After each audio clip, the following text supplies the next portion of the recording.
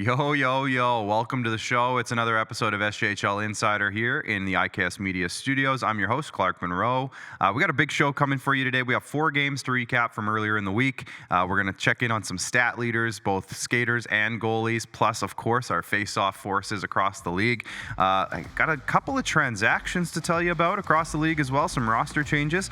And we're going to check in with SJHL alumni and Princeton Tigers assistant captain Kevin Anderson, Notre Dame Hounds alumni, of course. And then we're going to look ahead to the upcoming weekend. And bonus, we got some information for you for the upcoming Western All-Star Challenge as well. So big show for you today. Let's thank our sponsors, of course, who put all this on for us. Canterra Seeds, Capital Automall, Canalta Hotels, SGEU, Sask Lotteries, UPL, Chevrolet, Great Western, SaskTel, RBC, Saskatchewan Construction Safety Association, and Vatterstad. And of course, one big shout out to UPL for being our broadcast sponsor, of course, for all of our shows. And all of our shows include this guy over here, Jamie Neugebauer. Jamie, let's not talk about hockey for the first few minutes. Let's talk about, okay, Blue Jays. Let's go to the ALCS. How about that? Yeah, how about that? Look, well, hey, this is an SJHL show, so I thought I'd try to tie in a little segment. Yeah, we can't just talk about the Blue Jays. We have to somehow compare it or tie it in. Yeah.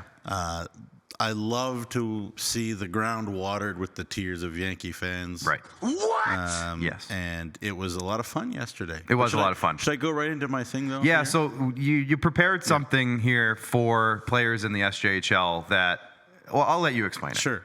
Just thinking about how we could kind of tie in talking about the Blue Jays with the SJHL. So 3 lessons to learn from the Blue Jays ALDS series win over the Yankees that I think SJHL players especially can learn from watching the Blue Jays. Yeah. So good.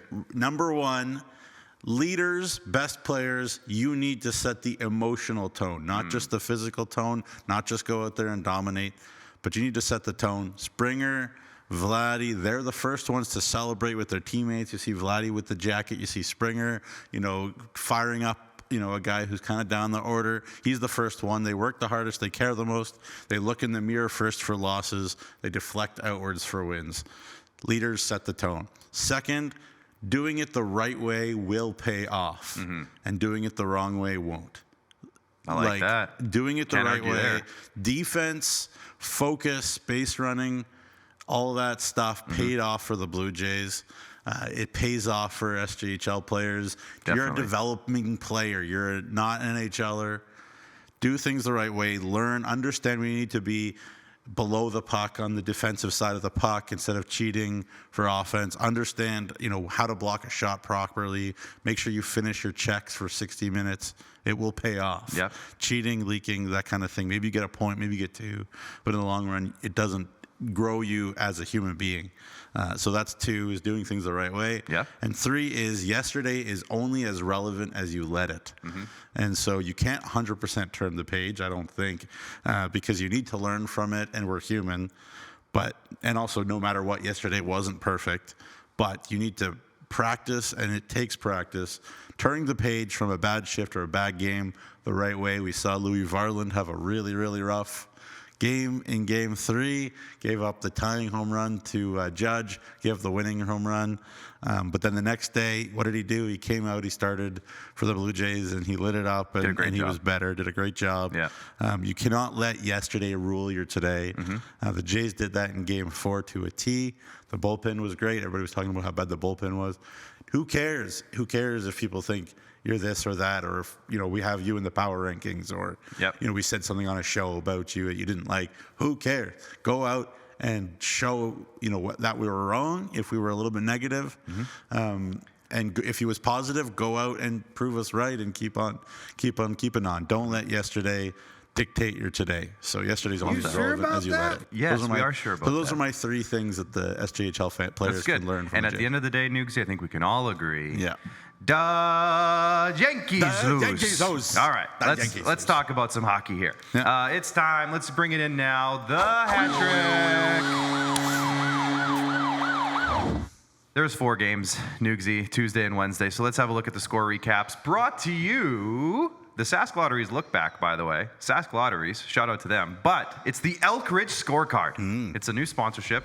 It's not a new sponsor, just a new sponsorship by Elk Ridge. So anytime we show the scores, it's now by Elk Ridge. Elk Ridge Scorecard. Shout out to Elk Ridge. Resort Community Legacy. Weyburn got a 5-2 win over Bungie Division rival Yorkton on Tuesday night. Big 5-2 win. We'll get into that in a sec. Nipawin snuck out with a 4-3 shootout win over the Larange Ice Wolves. Very tight game in that one. Larange has kind of been, we'll talk about that, but Larange has been keeping it close. A lot of close games for Larange, despite their record. And then Humboldt, they got a big message-sending 5-3 win over the Flin Flon Bombers on Tuesday. Ending their perfect season at that point. And then unfortunately for Flin Flon, they went to Melville the next night on Wednesday and had the exact same result, a 5-3 loss at the hands of the Melville Millionaires. So Neugsie, let's talk about this as we dive in a little bit more for the scores. We'll start with Tuesday. We'll start with the Bungie Division matchup between Weyburn and Yorkton. It was a 5-2 win for Weyburn. A lot of offense, 38 shots coming from Weyburn, 35 for Yorkton. A lot of stuff going on there.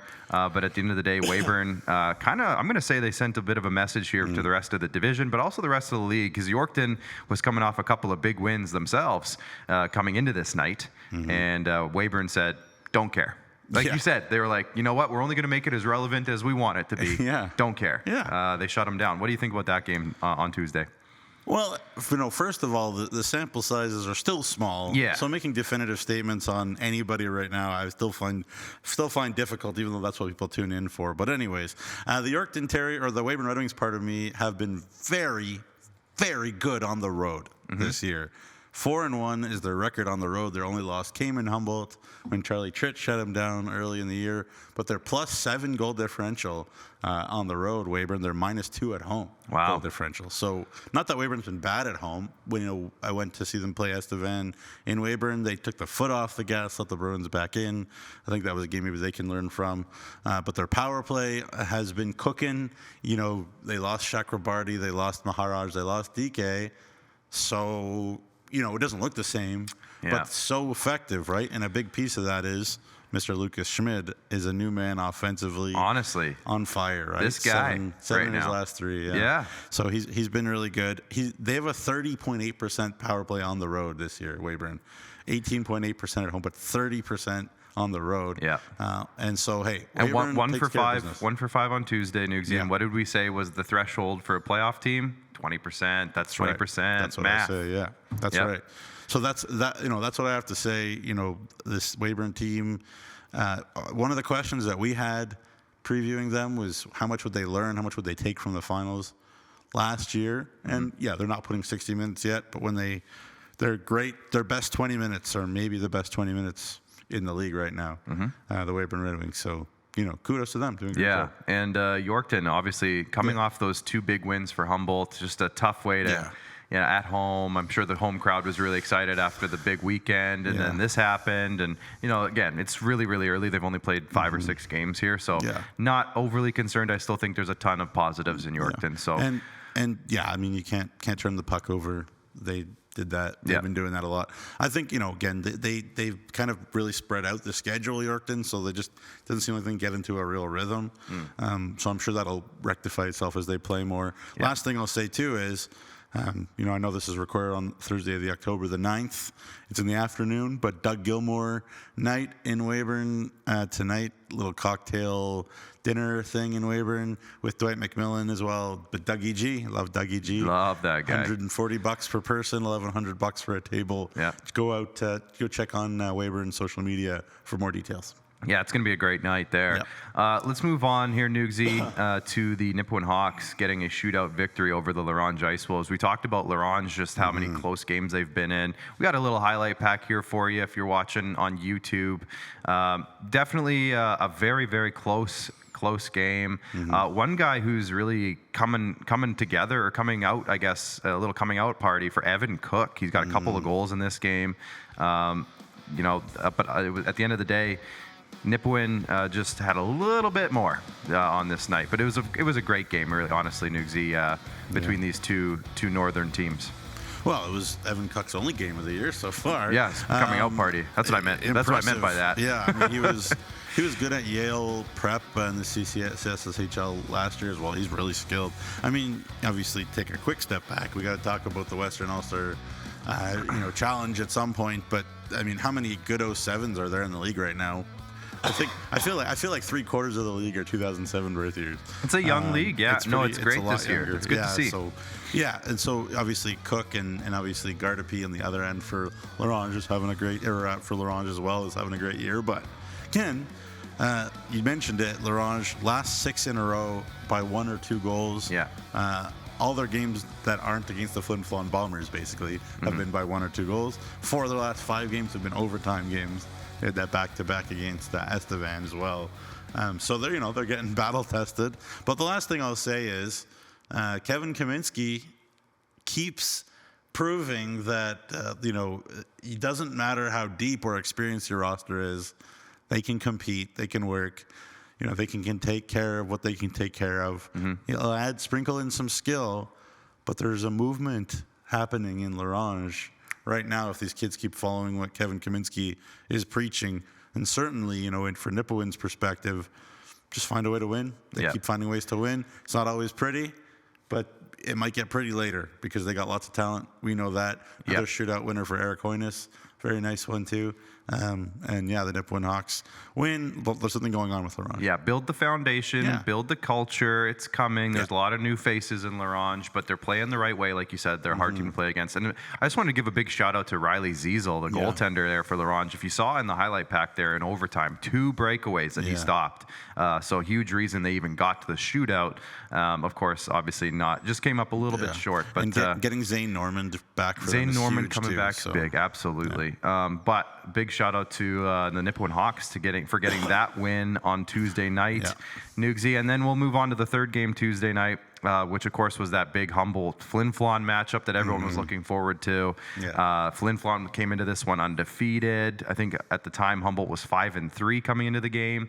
After starting 5-0, they lost 3 in a row, so they were kind of looking to bounce back. We got some highlights here, again, if you're watching on YouTube. But 42 shots for Flin Flon. Not surprising. They seem to just be that team this year. They're putting up 40-plus almost every single night. Yeah. So a big night there by Humboldt goaltender. Was it Tritt? Did Charlie play that game? Charlie Tritt played? 39 saves, So big night by Charlie Tritt, 39 saves. Devin Peck on the other side, Neugsie. But Flin Flon, and maybe you can tie this in a little bit with Wednesday's result as well. A couple of losses after starting the season 6-0. Everyone was really high on Flin Flon, and it's a tough road trip going to Humboldt and Melville back-to-back. Like, that's not an easy road trip for any team, let alone Flin Flon, coming all the way from as far north as you can get. That's a big trip all the way down south. But what did you see in this game specifically, and then we'll move on to Wednesdays? Yeah, I mean, both games the Bombers outshot their opposition. Not surprising. Which is typical, as you mentioned. Yeah.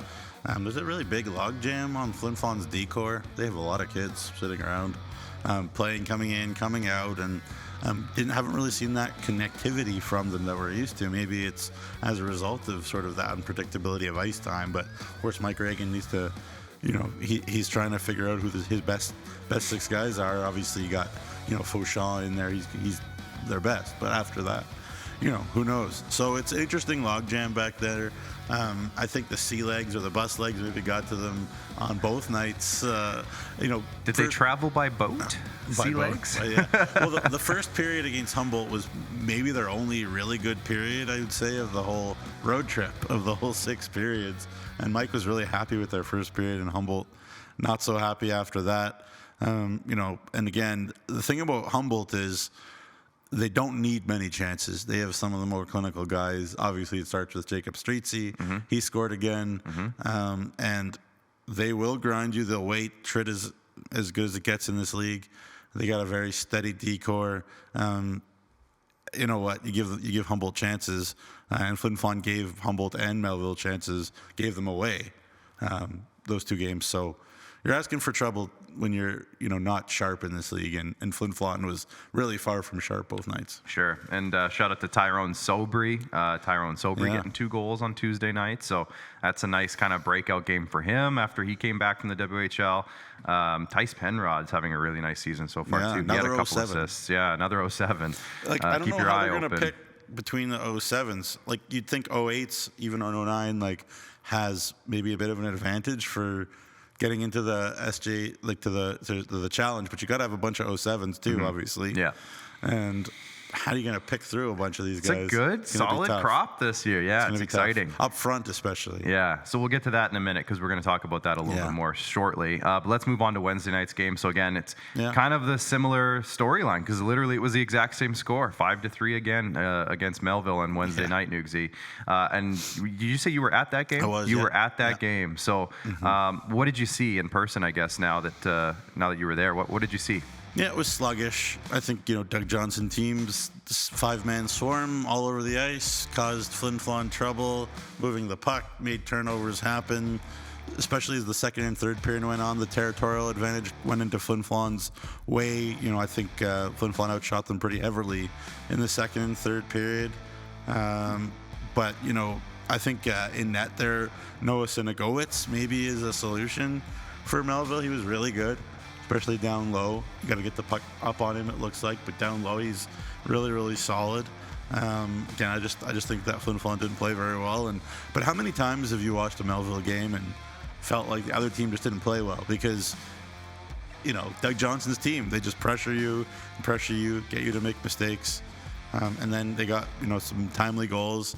Rylan Oatman. I was talking to Doug about Oatman a little bit after the game, and Doug thinks that this kid could be as talented as anybody, in this whole league, at as good as he is. So, Doug Johnson will keep adding. Cale Margolis looks very good too.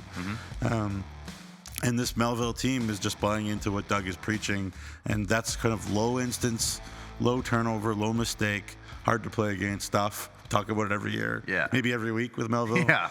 But just wasn't sharp from Flin Flon again. And but it is funny though, Neugsie, you mentioned it, where it seems like it's been a recurring theme over the last couple of years specifically, but saying, oh, well, this team just didn't have their best night against Melville. And it's getting to a point now, like you said, is it because they didn't have their best night, or is that just how Melville plays, and it's tough to have a good game against them because they're hard to play against? Right. So I guess we're getting to that point where we have to maybe switch the conversation a little bit to kind of include that aspect of it, where they're just a hard team to play against, and if you don't have your exact A game, you're going to be a little bit off, and it's just that's how they play, and it is what it is. And he's got such a good decor that he doesn't mind. Like, most teams will send two guys in on the forecheck, but Doug will say to that third guy, hey, we got a really good decor.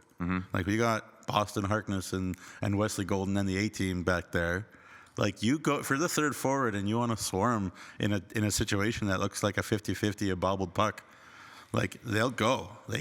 That's the way that he's always coached. Has he always had the horses to do it? Not always, but this year he does. And seems like a good mix. So it's a good team right now. It seems like a good mix, and they're they got better a big than their win. record for sure. They got a big win on Wednesday, and we'll see maybe if they can build on that now going forward. They have a big weekend coming up, and we'll talk about why that is. Get your tickets. A little bit later on. Melville Yorkton heads up there.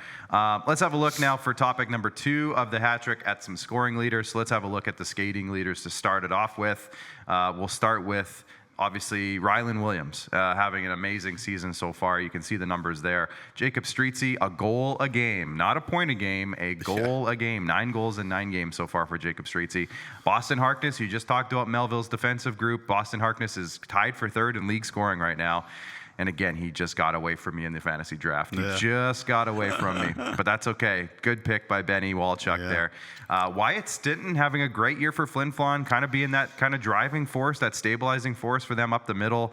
Ewan Rennie and Rylan Williams, like I mentioned, are having a really good dynamic duo type of season so far. Rowan Burgess, how about the rookie? 10 points in 8 games for Weyburn. You see his teammate just below him, Drew Moldy, with 8 points in 8 games. Joey Lees, probably getting some time. Is he playing on a line with Stinton? Him and Stinton together? Well, they moved around. He's moved around. He's the trigger man for sure on their power play. Because every time I've seen a Flin Flon lineup so far, it's a little bit different. They're still, Mike is still juggling the puzzle pieces. But tell you what, Joey on the half wall on that power play with that one timer, there's definitely some glimpses of Big Brother there going on. So that's a good thing to have at your disposal. And then Noah Asmundson, Neugsie, a great season so far for Noah. Ottawa with the SFM Bruins. The Thomas Holmstrom kind of role. Yeah. Just stand in front and do a great job of being in net front and bang it in with the magic that Williams and Rennie and even, Rory Elson, we go down the list. Ethan Andrews is having a great year so far too. Yeah. Like Estevan's got some offense. Estevan's got some horses for sure. So we'll move on to the goalie leaders as we kind of continue to check out who's who right now. And you see Kaysen Kubelka having such a good start to the year, of course, early on for Melfort, kind of filling in as we wait for Madden Malacca to get back. Nathan Cam had a really great debut for the Estevan Bruins the other day, under 2 goals against. That was that the game against L'Orange, right? That was the overtime game. Yeah. Cam is a pretty highly thought of Kelowna Rockets prospect too. So nice pickup there for Estevan, at least with a small 1-game sample size. As small a sample size as you can have while still having a sample size. Not much of a sample size, but good start. Matthias Radke, obviously for Kindersley, having an unbelievable start. Connor Baumbach for Battlefords, a guy that he's only played the 1 game because Battlefords has only played like 5 games so far, so they need to just play more games.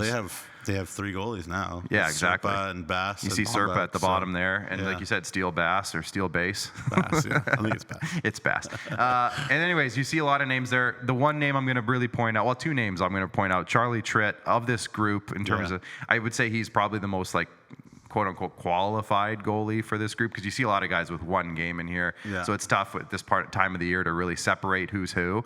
Charlie Tritt and Devin Peck, though, having really solid years. And, of course, you see Gage Roberts there as well for Nipawin, having a really nice start to his season as well. The Peck thing is interesting. He was really, really good to start the year. He had a tough road trip.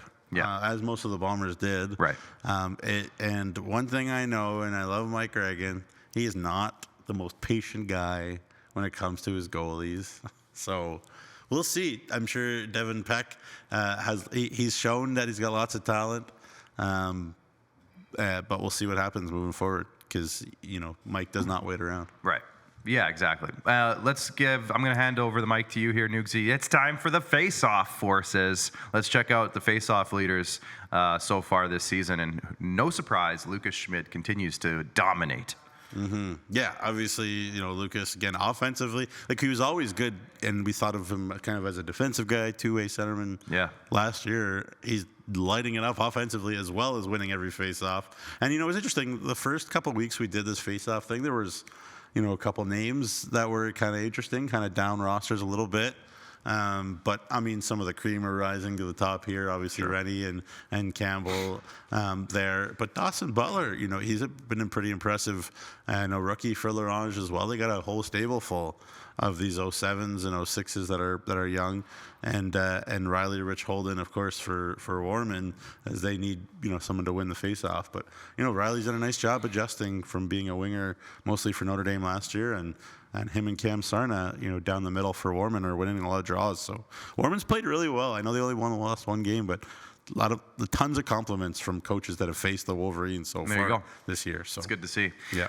Neugsie, there's been a few sort of roster changes over the last little bit here. I just figured we should recap those really quickly before we move on to talk about the Western All-Star Challenge, which it's not like a massive update we have for that, but we do have some scheduling stuff we will tell you guys about. But let's just talk about these few transactions that we have listed here, because I know one of them was an in-league trade. The Humboldt Broncos traded Easton Adrian to the Battlefords North Stars.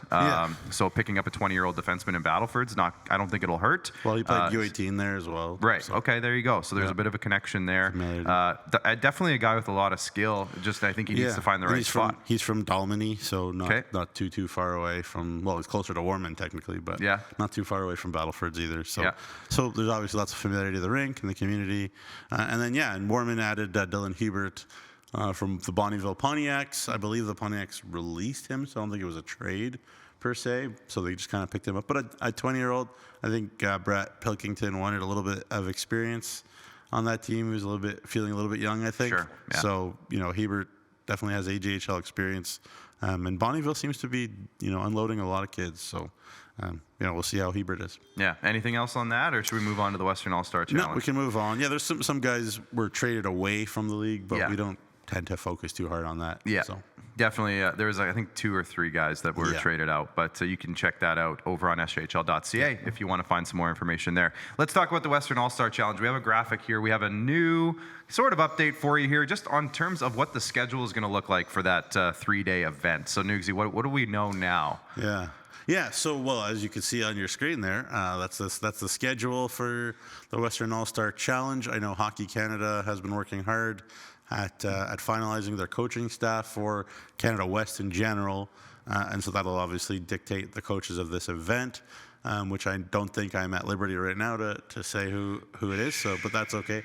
We'll just leave it there. But in Martensville's Recreation Center, beautiful facility they have in Martensville, and certainly we'll have lots and lots of coverage on social media and there and whatnot. So it should be a lot of fun. Can't wait. Yeah, it's going to be a fun. Obviously, last year we had a ton of fun there in Warman. This year, it's obviously a different look in Martensville. It's just down the road a little bit, but still going to be a really fun event.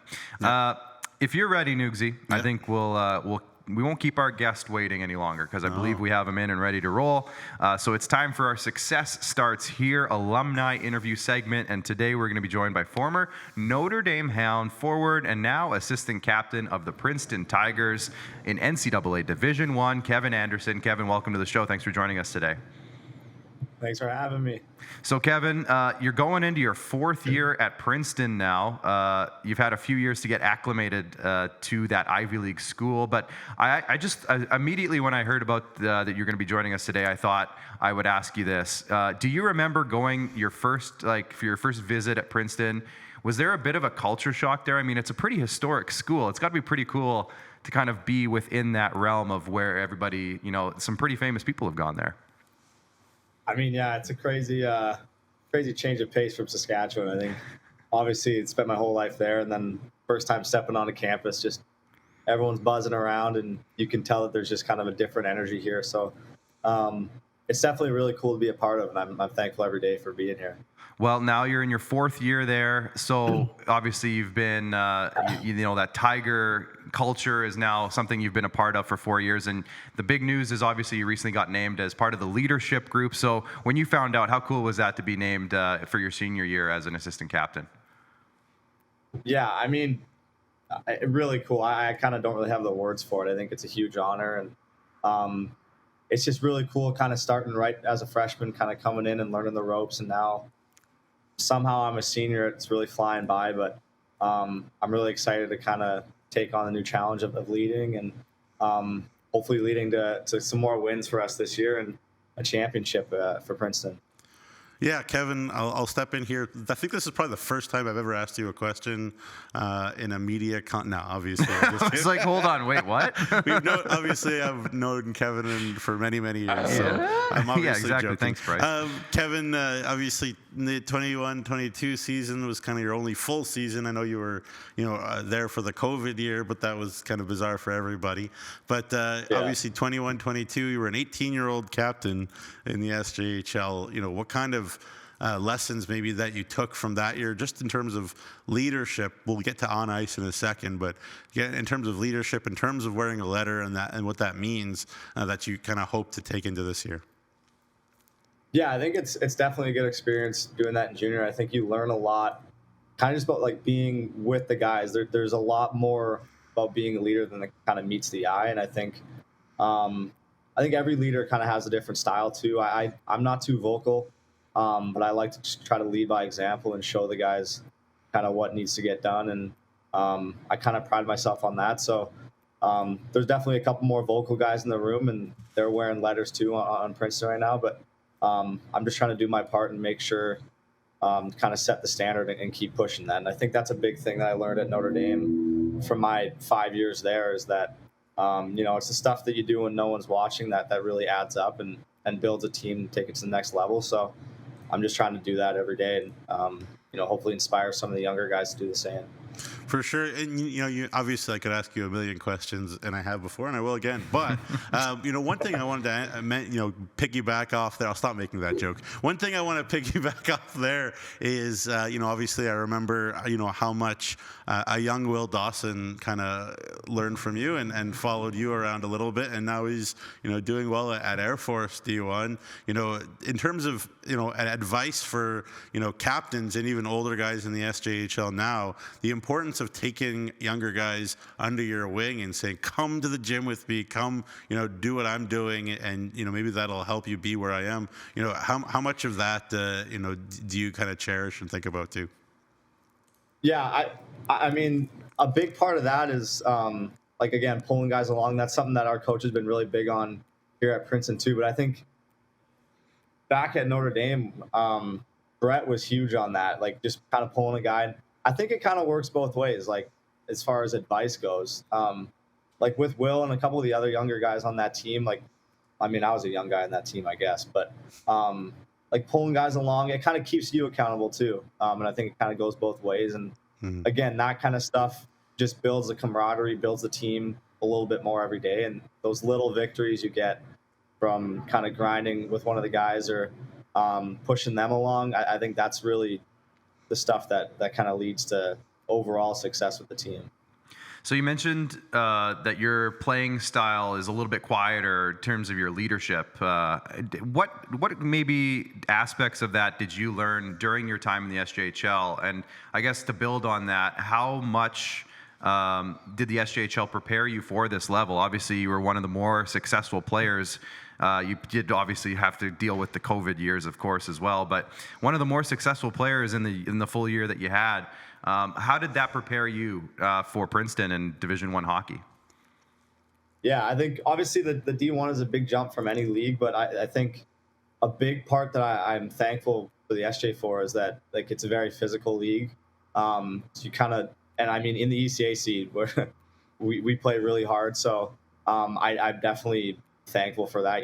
Kind of learn to keep my head up a bit more, playing against Humboldt 15 times a year. And I think that's one of the big things is just learning to kind of play a more physical game, which is what the next level is. That's kind of what I come to learn here. It's being able to think the game and play a physical game. That's something that I really am thankful I got to kind of get a jump start on before I came here. I guess to continue on with that kind of question, to another step too, Kevin. And we've had Drew Kuzma on, and we've had Ben Tkachuk on, and they've moved on and kind of said similar things like the physicality and the need to compete for every inch of the ice is something that SJHL players are it's just every day for them. But another thing that I was thinking about, and obviously you didn't really have experience in other leagues in junior per se, but not every league in junior has the same travel, and you stay in a hotel room and you have to take care of yourself and do your own laundry and all these things and kind of grow up as a person. And obviously Notre Dame took that to another step for you. But I guess just talk about, how it prepared you, off ice as well, for the fact that, there's no mommy or daddy holding your hand. Not that kids, in other leagues necessarily are like that, but in our league, I think, it's a big thing where you really have to take care of business as a grown up.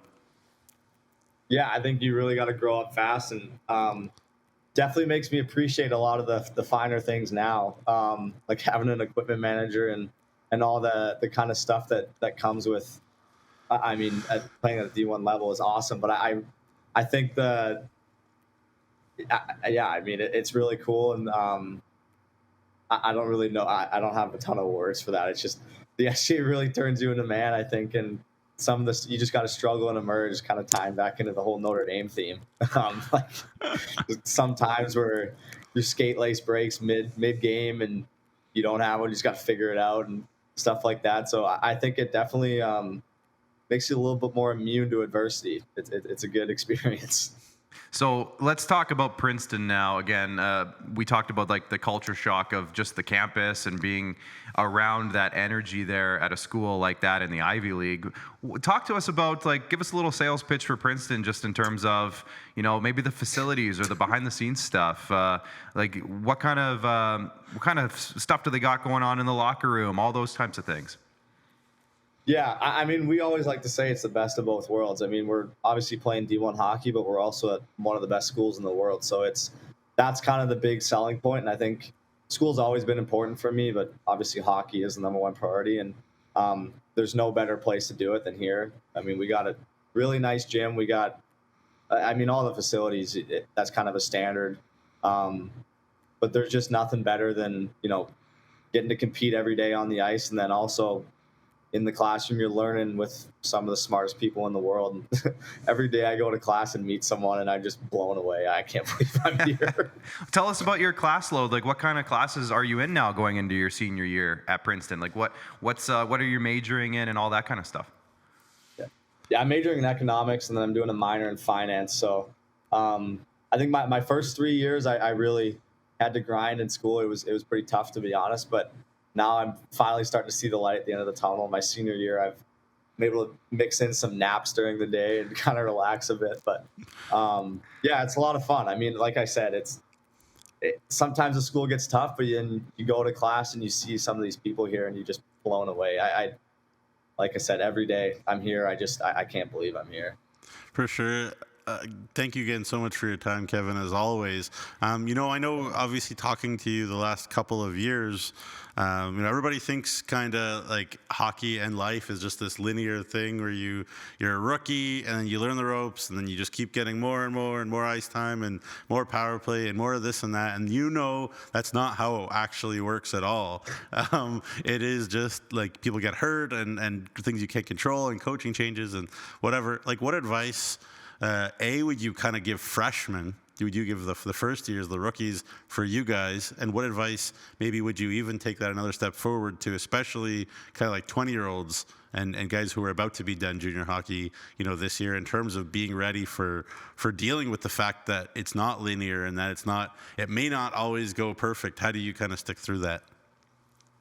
Yeah, I mean, I think that was definitely a big shock for me, is when I didn't play too much my first 2 years. Honestly, I kind of struggled to crack the lineup, and then got injured my freshman year, and kind of bounced back and forth sophomore year. So I've lived it. I've kind of experienced it, and I think the biggest thing that I've took from it is nothing's given, everything is earned, and you just gotta if you're not where you want to be, as cliche as it sounds, you just got to work harder. Don't let anyone outwork you. And that's something that I really pride myself on, is doing my best to earn everything I get.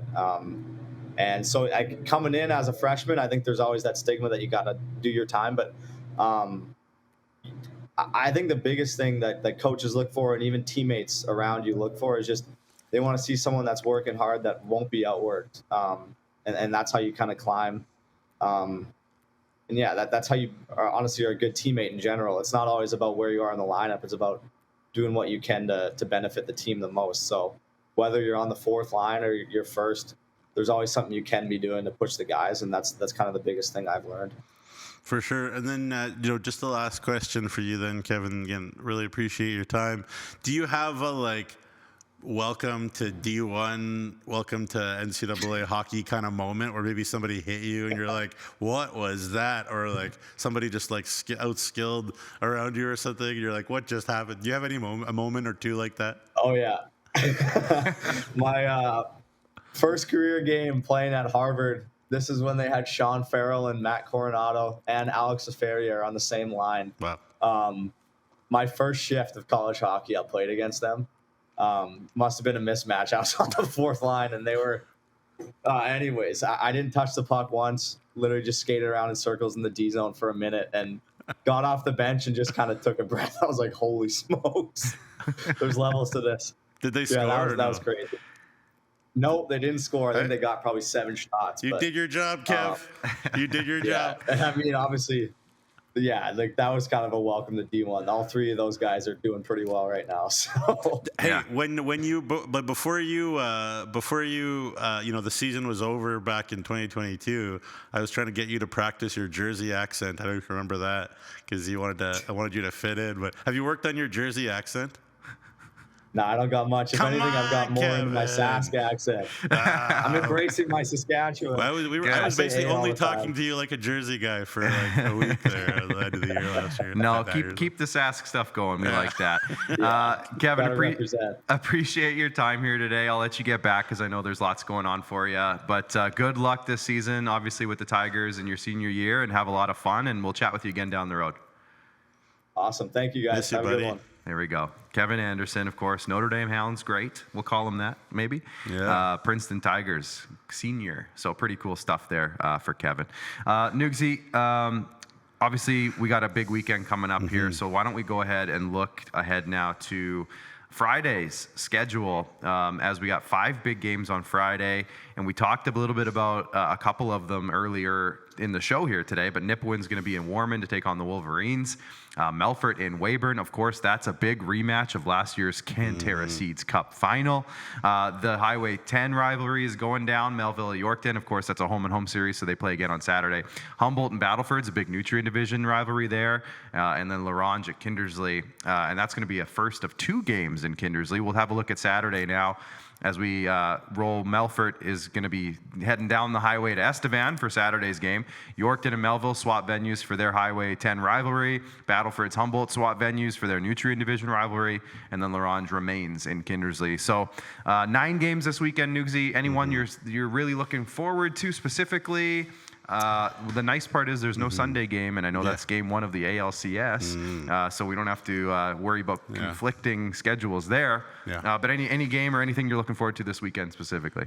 Well, I mean, I think it would be it's just so good for the league. I think it's so good for the league to have Warman, but I think that having that kind of Saskatoon suburb rivalry be hot between Humboldt and Battlefords, obviously Brady Klamosko, so many great years There's in lots there, Battlefords, yeah. facing Humboldt coach now, Easton Adrian. Does he make his debut for Battlefords against Humboldt right away here? That's kind of a juicy story. You know, there's just so much familiarity. There's a lot of dislike. You know, I want that series, that matchup between Humboldt and Battlefords and the Nutrient to be so tasty. And we saw Battlefords really push Melfort hard. I know Melfort won both like last week, but I think it'll be very interesting. I feel like Battleford doesn't play in a while either, so it's interesting. And Kindersley, they're playing this weekend twice against Larange. They haven't played since September 29th. So it's like, holy cow, Kindersley, get a game in. There. Because I remember when we posted the power rankings this week, and we said, share your thoughts, and Kindersley said, they just started laughing, and they put in a laughing gif. And I was like, play a few games. You guys just have to play. Like, just freaking play a game, guys.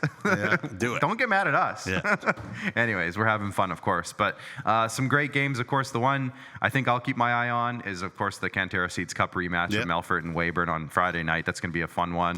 And then Melfort's going to Estevan the next night. So it's going to be a big weekend for Melfort. And if they can come out on top on both of those, I think we're maybe going to have some big changes in the power rankings with Melfort maybe moving up a lot. So And hopefully the Highway 10 rivalry is spicy too. And I think Melville's played very, very well, haven't gotten the results. Times Yorkton's played well, haven't gotten the results. Right. Someone's going to get results. They're kind of both hovering around 500 right now. So this will be a big weekend because I think, too, we still haven't fully seen either team's final form, like what they're going to be. So this is going to be, I think, between the two of them, a big weekend for them to kind of maybe send a message internally and say, like, this is who we are. This is how we're going to play. So I'll be very curious to see how those teams do in that series this weekend as well.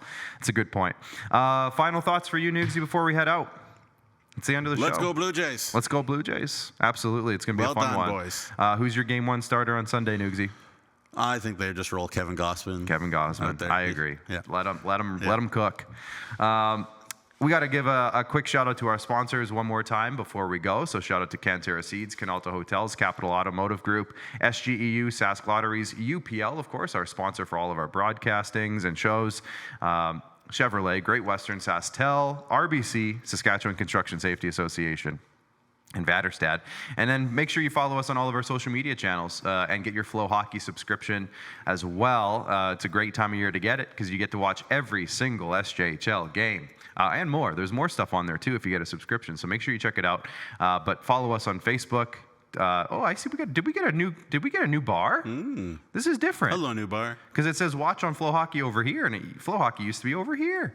Anyways, just some inside baseball stuff there. But follow us on Facebook, Twitter, Instagram, TikTok, of course, and make sure you subscribe to our YouTube channel. We'll have you covered for everything you could want to know about the league and more. And make sure you bookmark SJHL.ca. Next week, Neugsie's got some stuff coming out. It's going to be a great week. There's news coming soon. More news coming soon about the Western All-Star Challenge. And just, there's always something going on over there. So make sure you bookmark SJHL.ca so you can check out everything we got going on. But for everybody in the back, I think, Neugsie, unless you have anything else, Kevin Anderson, the best. Kevin Anderson's a stud. Bye-bye, my guy. Thanks to Bryce and Jordan in the back for producing today. Any sound effects for that? Nope. No sound effects. he's full of sound effects all the time. You guys. But still an L. No, yeah. Okay, well, thanks, guys. Appreciate you back there.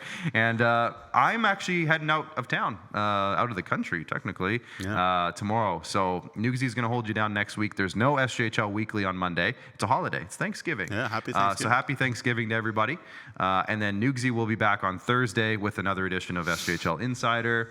Don't know who the guests will be quite yet, but stay tuned for that. And then I'll be back the following week for SJHL Weekly. So we'll see you then. Enjoy the hockey this weekend and into next week, folks. It's going to be a great week, and we'll see you soon. Bye for now.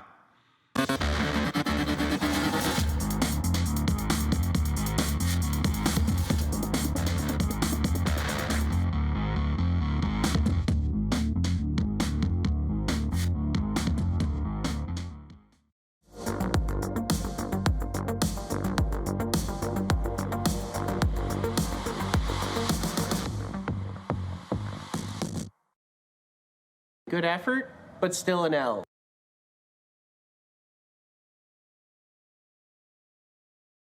Yeah!